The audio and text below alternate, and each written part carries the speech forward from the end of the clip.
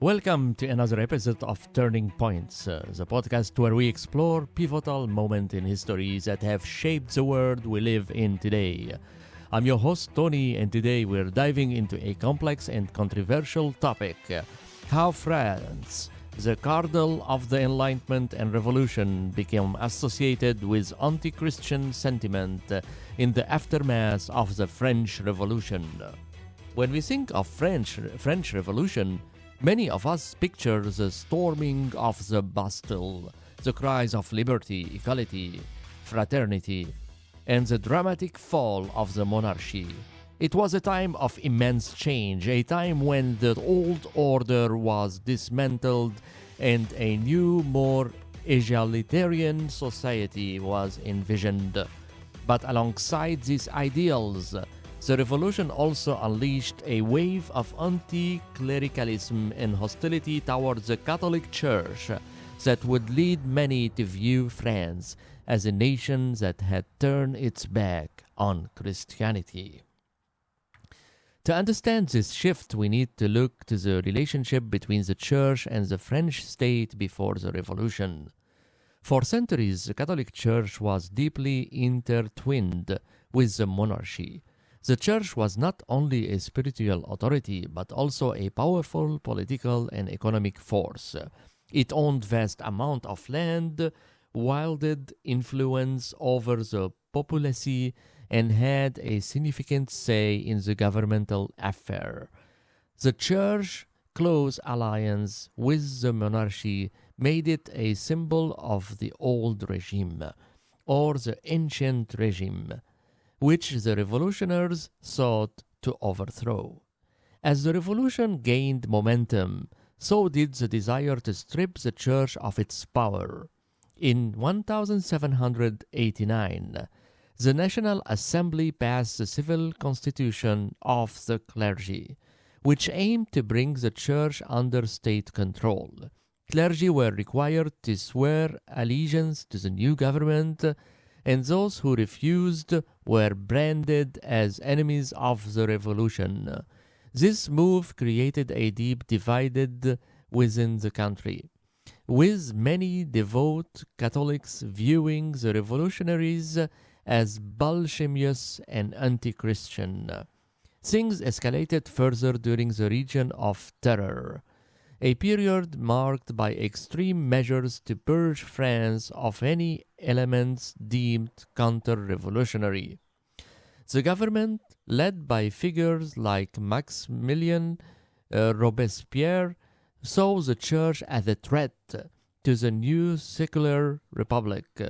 Churches were closed, religious symbols were destroyed, and priests who refused to renounce their faith were often executed. In 1793, the revolutionary government even introduced the cult of reason, an atheist belief system that replaced Christianity with the worship of human reason.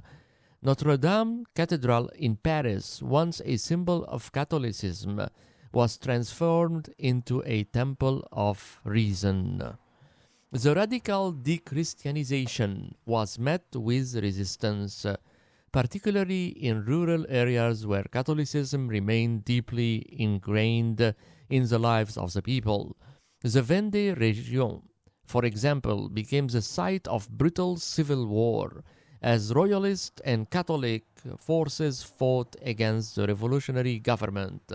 The conflict in the Vendée was a stark reminder that the revolution, while championed liberty and equality, also brought about great suffering and division. But the time Napoleon Bonaparte came to power, the tide had begun to turn. Recognizing the need for stability, Napoleon sought to reconcile with the Church in 1801. He signed the Concordat with Pope Pius, which restored some of the Church's rights and allowed for the return of religious worship in France. However, the damage has been done.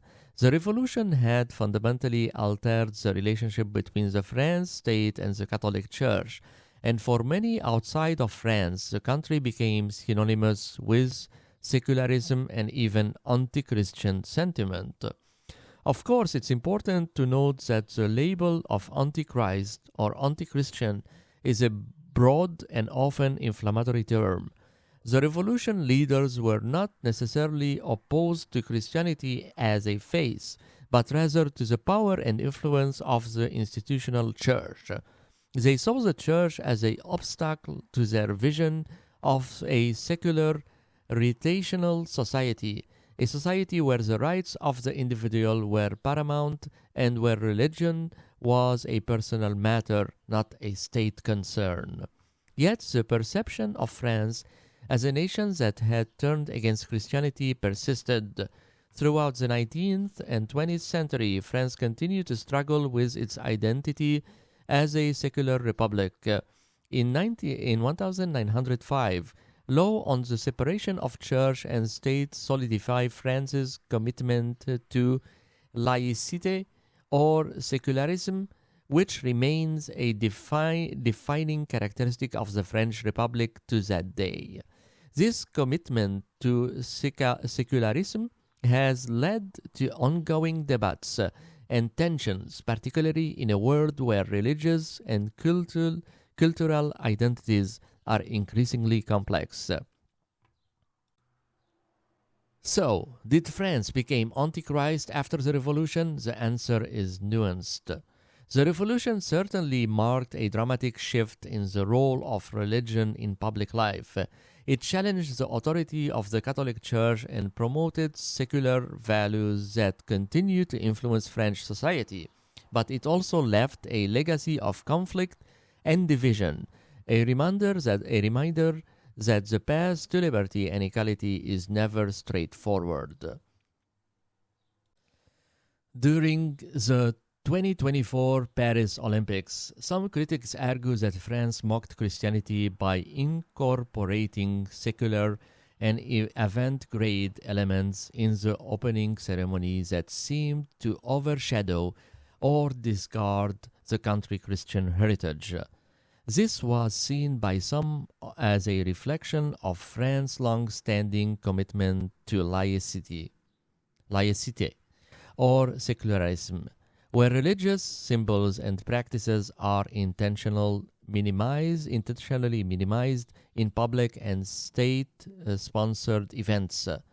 The tension between maintaining a modern, inclusive identity and respecting historical religious traditions sparked debate, with some viewing these choices as deliberate slight against Christianity in favor of a more secular cultural expression.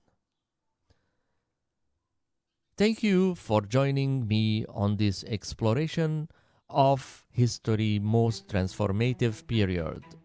I hope this episode has given you a deeper understanding of the complex relationship between France and the Christianity following the revolution. I'm Tony, and this has been a Turning Point on Tony Podcast. Until next time, keep questioning, keep learning, and keep exploring the moments that shaped our world.